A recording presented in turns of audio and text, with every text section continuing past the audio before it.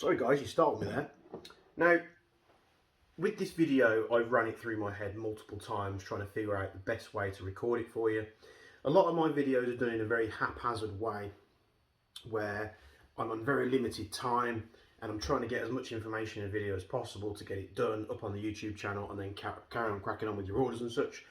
So you'll probably always see that in the video that it's not always done in the way that I want to do videos. I would love nothing more than to spend a couple of days sort of setting one up, getting the video done and recorded correctly and then edited in a nice manner.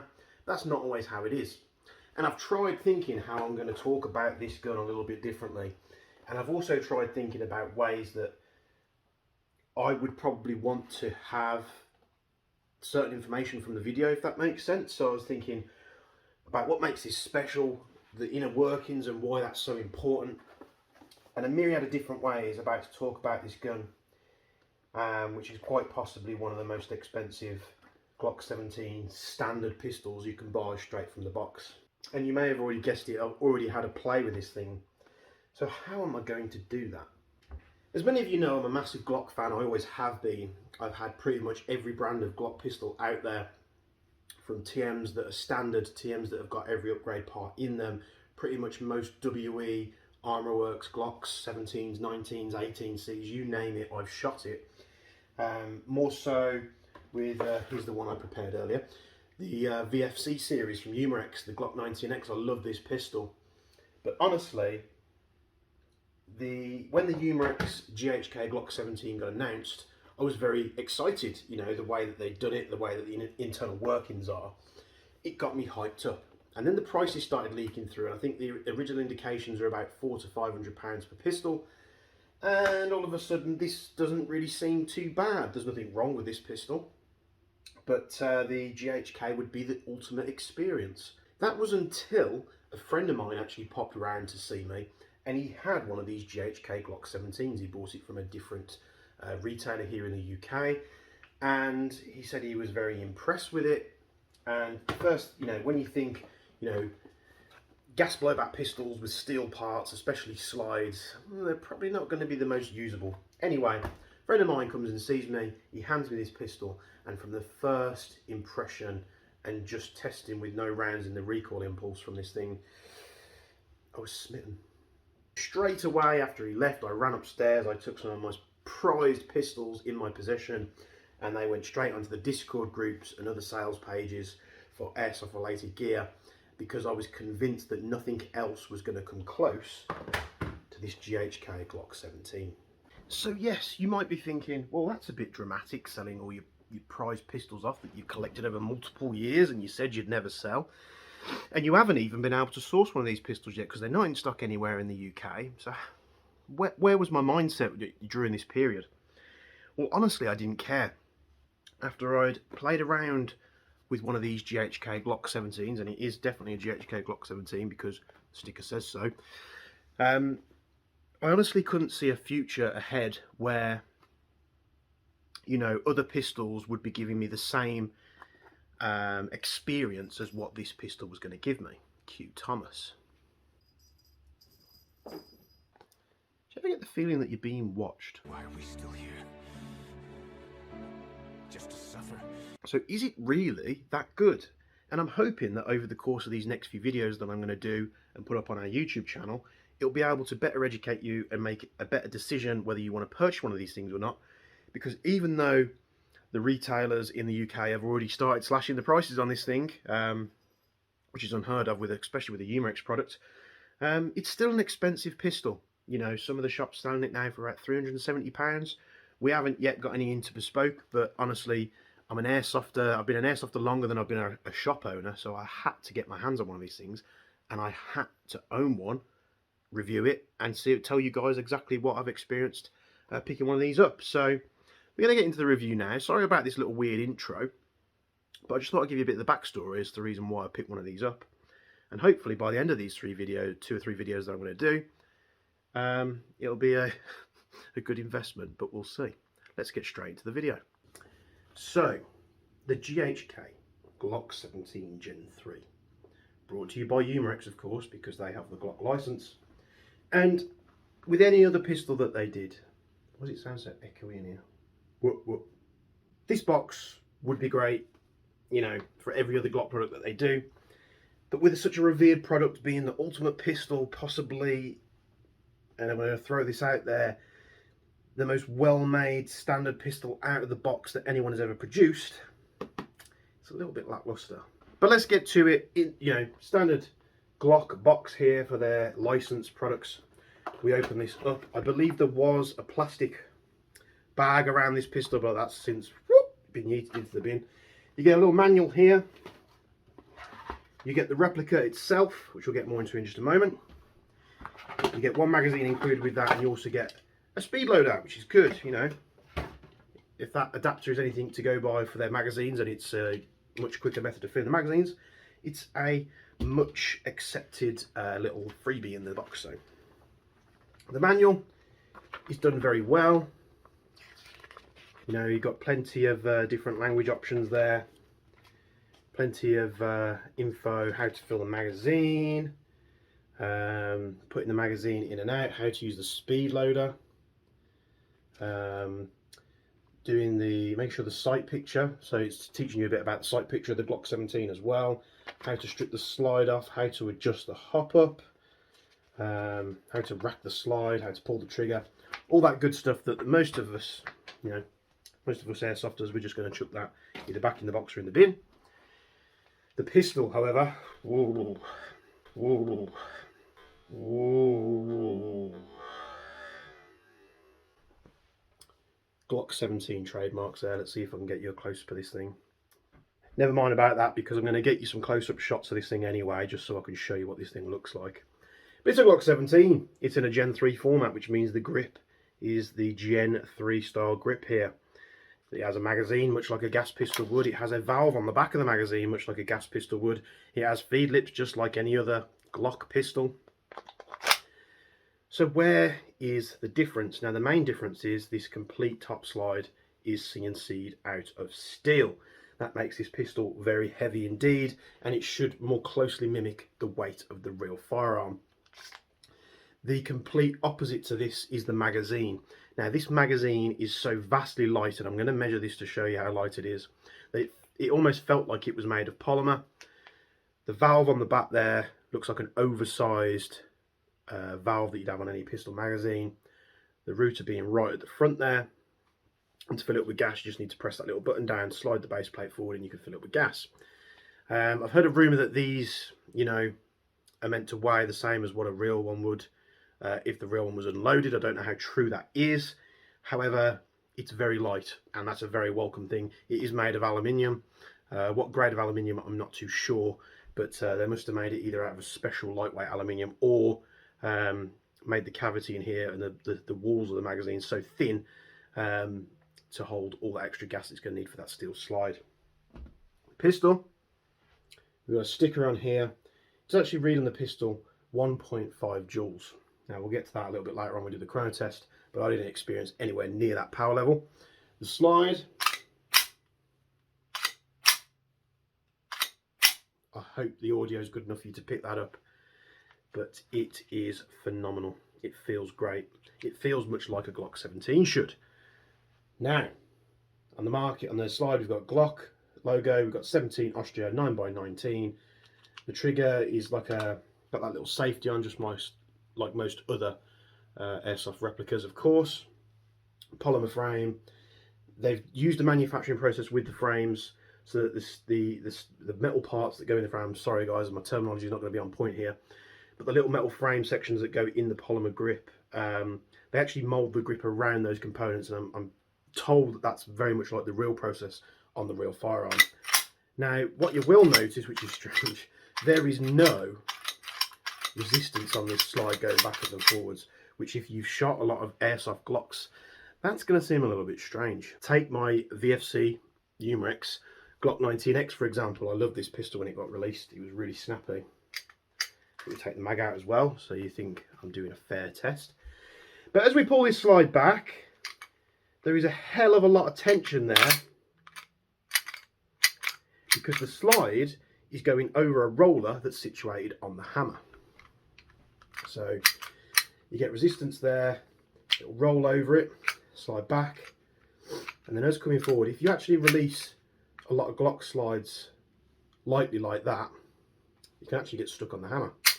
Glocks don't have a hammer, or not a conventional type hammer system like what's fitted in these Airsoft Glocks. So if we take the slide off the VFC, we'll see the components I mentioned. So pull the trigger here, you've got a hammer that comes up and that hits the valve, releases the gas, operates the pistol, and so forth. There's lots of pistols that use this feature.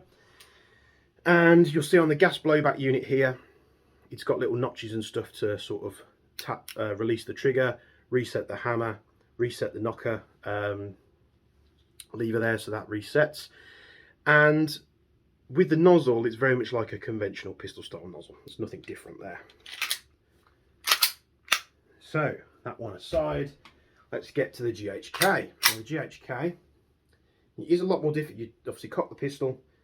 You do have to push down this little lever here with both sides. It's very difficult. And then I tend to just push it with my chest there, and it releases up. If I try and do this like that from both sides, especially with it being new out of the box, it's very difficult indeed. Now all of a sudden, we start to look a little bit strange. So you'll see here, this is all, you know, same part of the slide. This is all CNC machined here.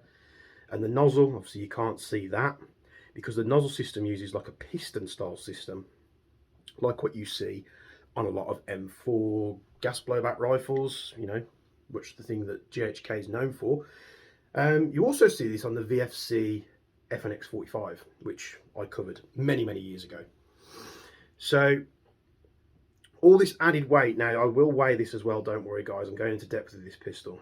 You'd think that the gun would be so sluggish and it's just not going to perform correctly. But I was very surprised. Now, from what I can gather how this system works, you've got a little metal piece on the trigger here, and as you pull the trigger as you would, it actually gets stuck on this top pin. Now what happens there is, as the trigger gets stuck on that top pin, you start loading this trigger up with you know, an amount of force. I've heard that it's a 5-pound trigger. I'm not sure how true that is, but you start loading up a load of physical force on this trigger.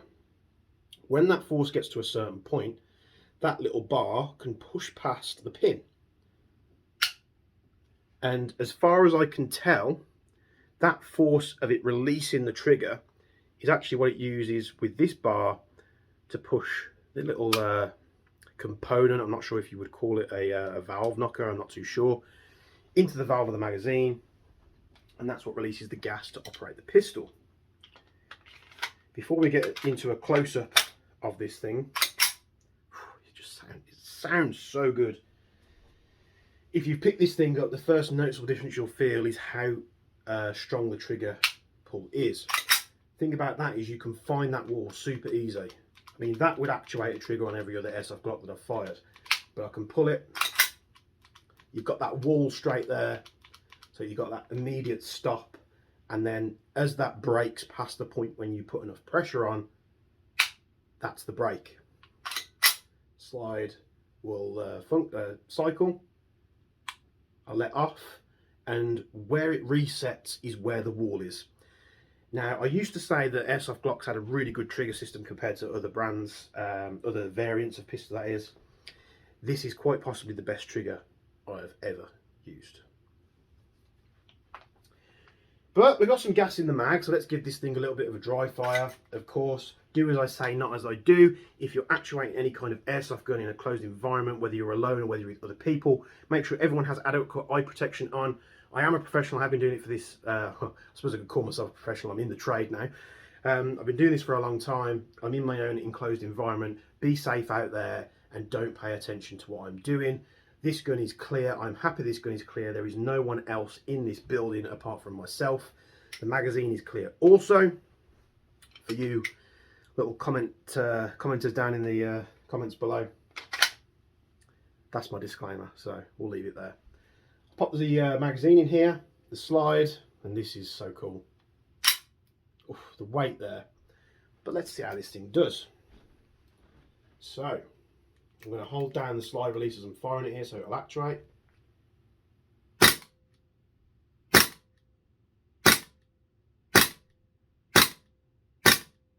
And again, that trigger takes a little bit of getting used to. After I'd fired a couple of magazines worth of gas out of it, I'm used to it by now. I pick up the other Glock like the VFC and that now feels alien. And at first it'll feel counterintuitive to be able to rapid fire this trigger. But after you've fired it for a bit, you can. And you see how snappy that pistol is. This is a hell of a chunk of metal on the top here.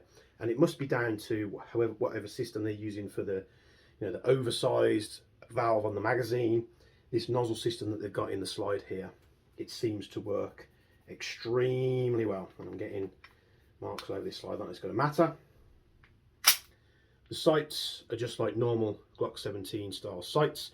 You can fit real steel, these are real Glock sights. I've got a set of tritium Mipros here that I'm going to be putting on mine because this is my personal pistol. So we'll obviously do a guide for that as well to show you how, because it might not be as straightforward with the front sight post. I know this is a really doom and gloom lighting setup I've got here today. I'll do my best in the editing software. That is the GHK Glock 17. All the features that you should think, well, I think are important. There's obviously a lot more to it than that. I don't want this to be an hour-long video, so I'm going to try and do it as quick as I can. I won't be doing a shooting demonstration with this today. Now, that is just because I planned to do it yesterday. I got to the shop in Slough super early, and we'd had a massive delivery, so there was pallets everywhere. There just wasn't the space. So what I'm going to do, I'm going to do the review. I'm going to do a chrono test for you on 0.2s just to show you. I'll be doing that with the hop fully on and the hop fully off, just so you get that recorded there. I'll be using green gas for all the tests that I do. And then we'll be doing the shooting demonstration in a second video. And then the third video, we'll probably be fitting some nice real Mipro tritium sights to this. So let's go give it a quick chrono. As soon as I've chronoed it, which will be using green gas and 0.2 gram BBs, I might do a 0.3 gram BB test as well, just to see what the dual output is. After I've done that, we're going to get this set down where there's a bit better light. I'm going to take a closer look at this thing, so stay tuned, and I'll see you in just a short little segment. I have my sophisticated BB catching device here, otherwise known as a bin. Got 0.2 gram BBs. This is with hop completely off.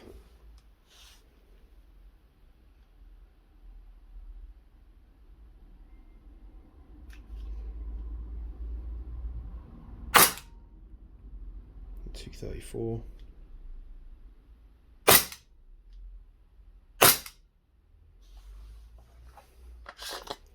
Two failure to fires, and I think it's because the BBs are getting stuck in the mag. Let's swap magazines.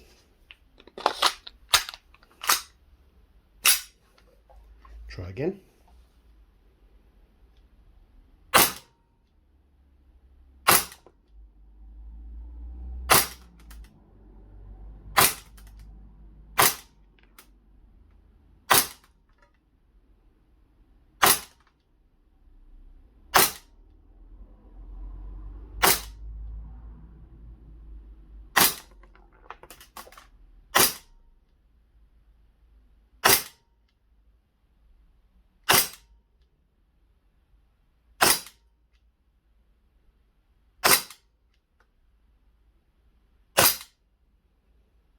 I think we're going to be out of gas there. Yeah. So 16 rounds out of that mag. Could be just because I'm using green gas, and it is like 3 degrees here, so it is cold. But you saw the results there. Let's get the mag switched out, get the hop fully on, and we'll see what happens.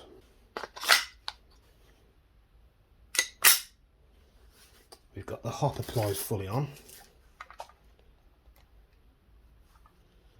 Let's see how we get on. Same 0.2 gram BBs, green gas.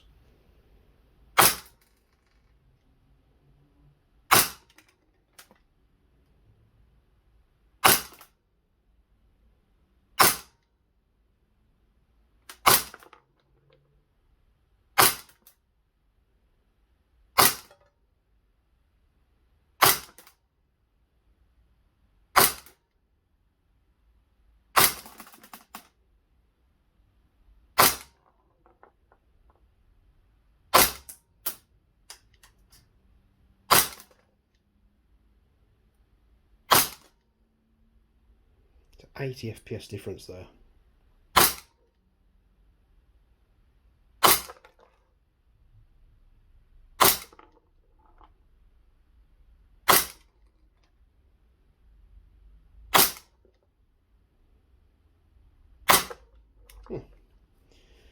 So with up fully on, it will feed or shoot all 20 rounds.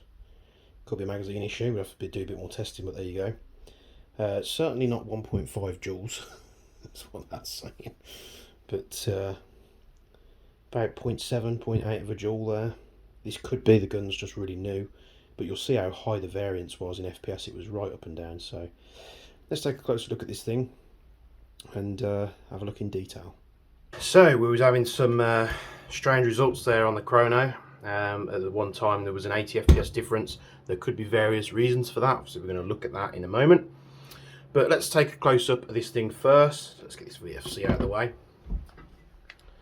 so we can show you these lovely markings. Now you'll see, compared to the VFC, see how the text is a lot bigger. So obviously these, I don't know if the slides on these, I presume they're cast and then finished. But this one being a CNC machine slide, the markings on it are super crisp. Got the little Glock logo there. Inside, the iron sights. There's the rear, the front. Pretty standard. The frame, officially licensed product of Glock. Got this sticker here, which I'm going to remove now. Let's get that removed. Whoop. Much better. Get that glarish sticker out of the way. So as you can see, this thing, got 9x19 there on the barrel. This thing looks absolutely fantastic.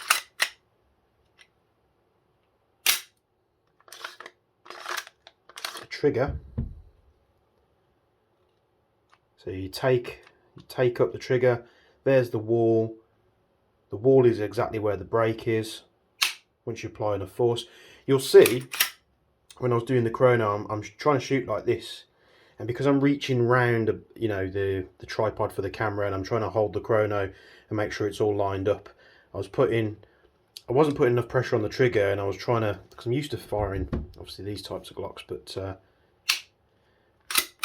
once that cycles, the reset is there, and where it resets is, you know, dead straight on the wall again. That's thanks to that little bar inside there and the way it works.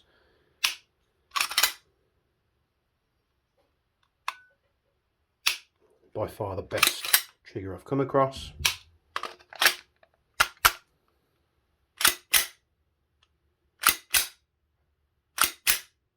Sounds superb. Now, I'm trying to hold this as steady as I can. I'm sure there's people out there going, "Oh, you know, you're making the recoil of this thing look more than." I'm trying my best to keep this still. It's by far the strongest kicking gas blowback pistol I've ever come across. I've had powerful CO2 pistols as well, but the recoil that you get, it's more of like a strong snap with the CO2, obviously because the slides are light. With this, with the weight, I'd say the blowback action on this is stronger than any pistol I've ever come across. The magazine, got that oversized valve there to do the gas in the bottom. Just press this little pin in.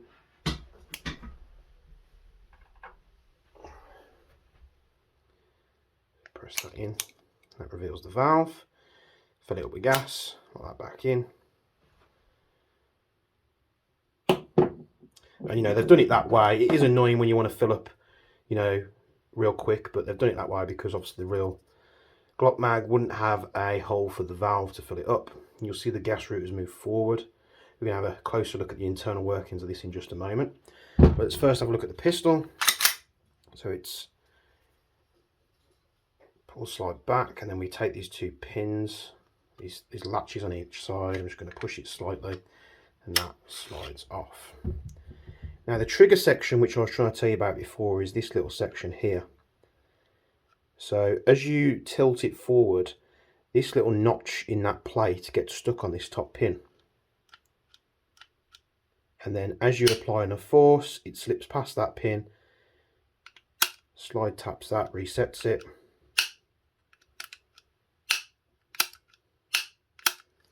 The striker. Let's see if I can get this.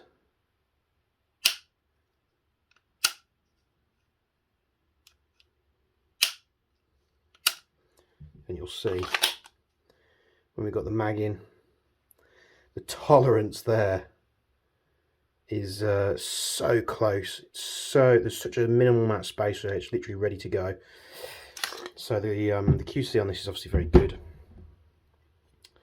The spring guide, let's pop that out there.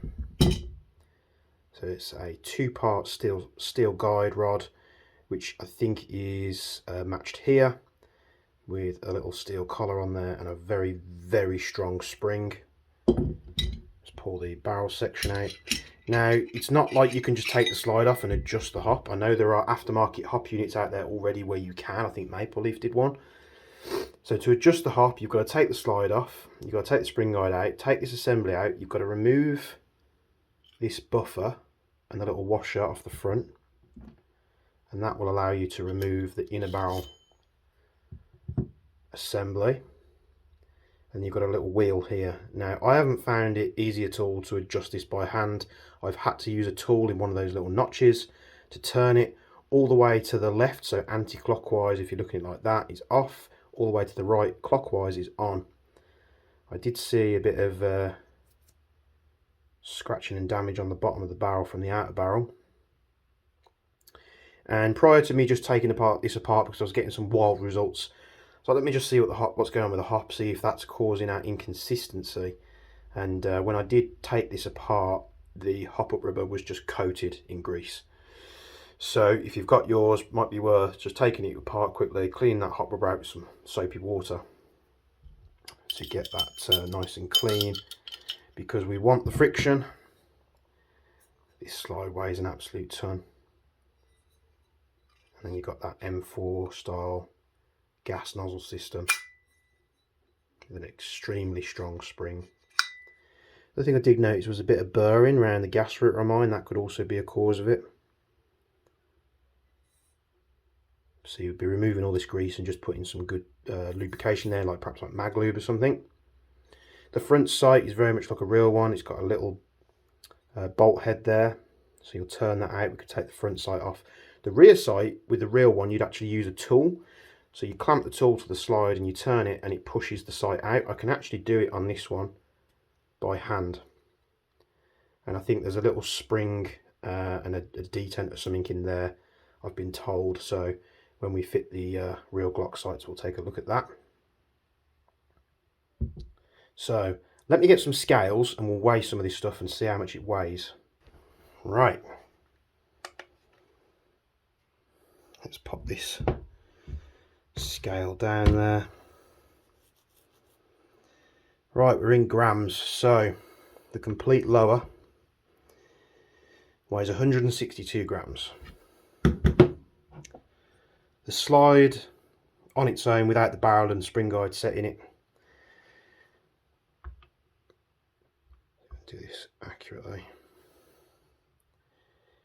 it's 253 grams just for the slide. Let's pop these bits in here as well.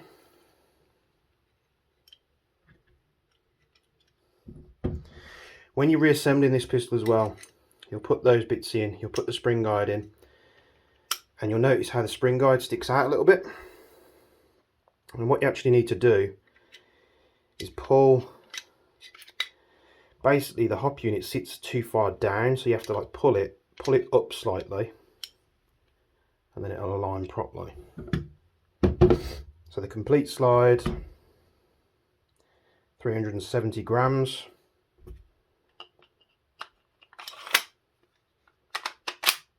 And the pistol reassembled is a whopping 532 grams. Yeah, so just over half a kilo. Let's pop the magazine in. Let's weigh it again. 675 grams almost. The magazine, just for comparison, I have a VFC/Umarex 19X mag, 263 grams. GHK one, 142. So there's almost 120 gram difference there. These things are incredibly light. You know, almost to the point where two of them weighs the same as one of these. Now you pick it up in your hand. See, that number on the screen is in itself, but you pick them up in the hand and it's like, oh god, yeah, that weighs almost twice as much. And there's the proof for it. So you've noticed in the chrono test as well, we had a bit of an issue. In fact, just before we look into that, let's weigh a slide. 370, 380 grams for the slide on the the GHK. 187 with all the components in there, so you can see it's a very heavy pistol, but that's what we want. We want the realism. So you'll probably remember I had a bit of a magazine issue with the chrono, so it wouldn't feed rounds and the rounds were getting stuck just here. So I am going to take this apart in front of you now. Let's have a look and see if we can find the reason why. There you go. So let's get you zoomed in here so we can see what's going on. So I have had just a quick look because, you know, curiosity killed the cat. And the issue, it would seem, is with the mag casing. Now, looking closely at the mag casing, we can actually see where they've filed it in the factory. They've filed this little channel out here because you can see all the file marks of where they've done it. So I probably think that as they've assembled this magazine, they've noticed there's a bit of an issue with it. They've filed this. Oh, gas router's still in there. They've filed this to try and help the issue. This has been filed out a bit because the channel there, it's not a big deal, but the channel there is, you know, much bigger than the ones on the two that haven't been modified. However, the issue, if I pop the little guide up here, I'm just going to pop a few BBs in. You might have noticed that already.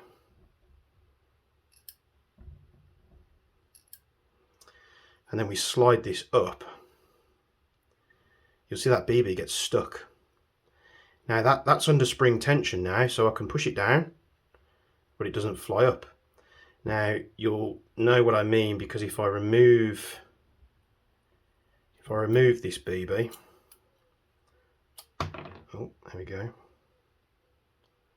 So I want the odd sided round. So when the round feeds up on the right hand side, it can push straight up. And again, there you go.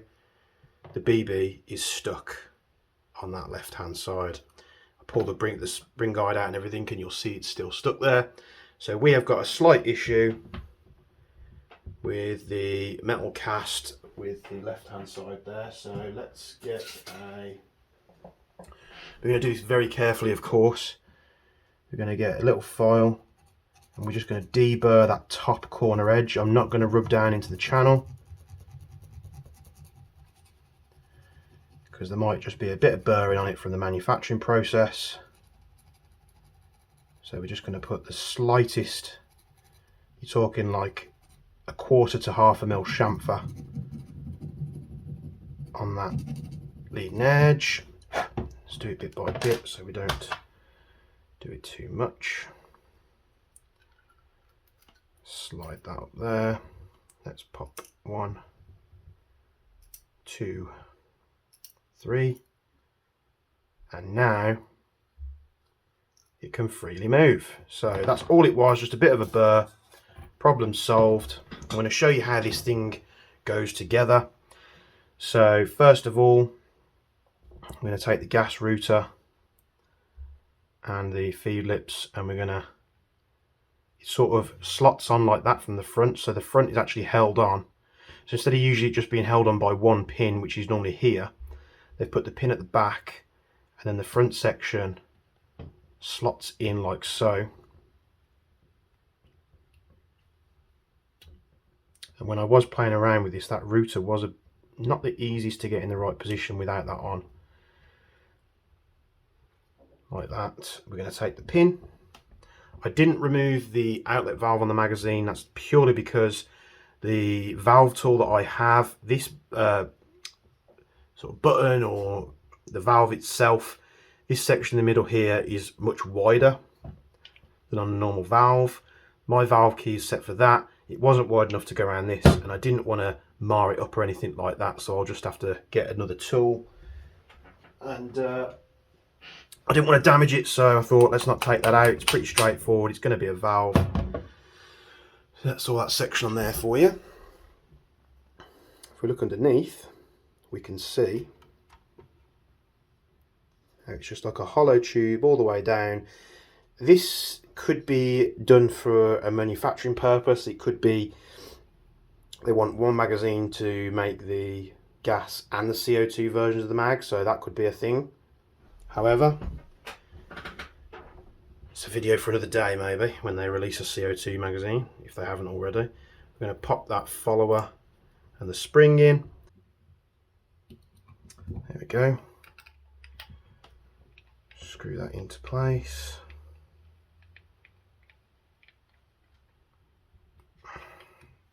That holds the little button section on there. Next we've got the cap, which almost looks like a CO2 capsule piercing cap, doesn't it? So let's pop that in there. This, you will need an 8mm Allen key.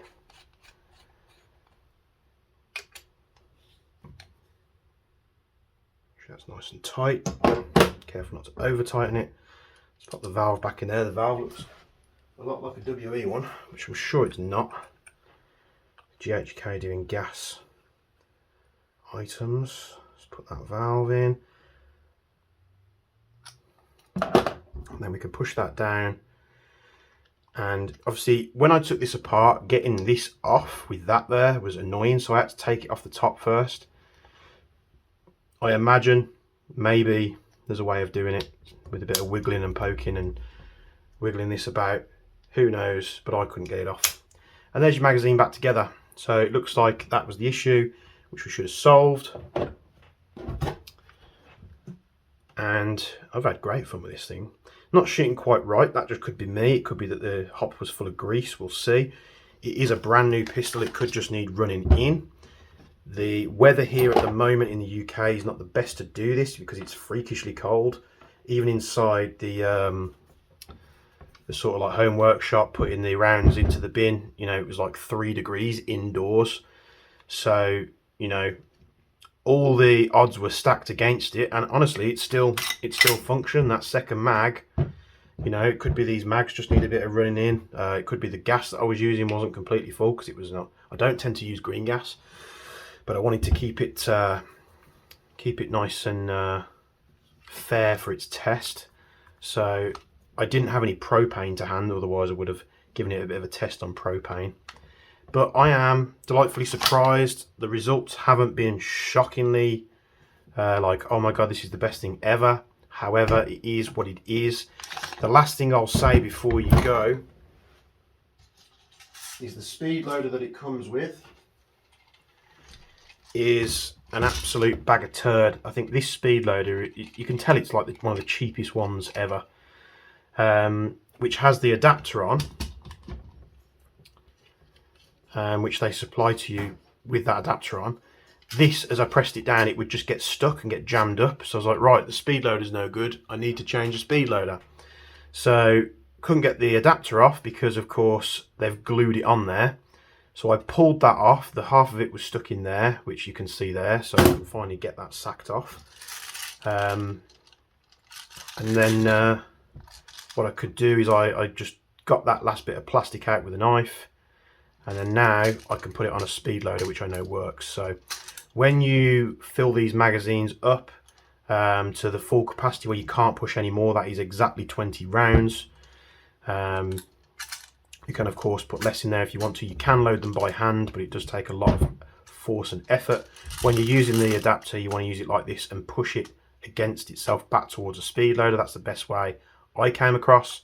However, I'll wrap this up because it's probably already a stupidly long video. Sorry for the nerdy intro. I know a lot of you out there will probably complain about it and the music choice and God knows what else. But thanks for tuning into this review. And the next video, we'll get shooting this thing. I'll hopefully be recording that tomorrow. We'll put some rounds to it, different weights. We'll see what we can do. If we can hit a target of 40 meters, I am more than happy with it. And then of course the video after that will probably fit some sights. We've got some more videos coming out for the Lee Enfield soon, as well as potentially some upgrade parts that we're working on. So for me and Thomas, of course, thanks very much for tuning in. We'll see you in the next video. Stay safe. Always wear your iPro. And you know guys, just be nice to each other on the field. And you'll have a good day. So see you in the next video. Thanks for tuning in. Like, subscribe, all that good stuff. Time for some more coffee.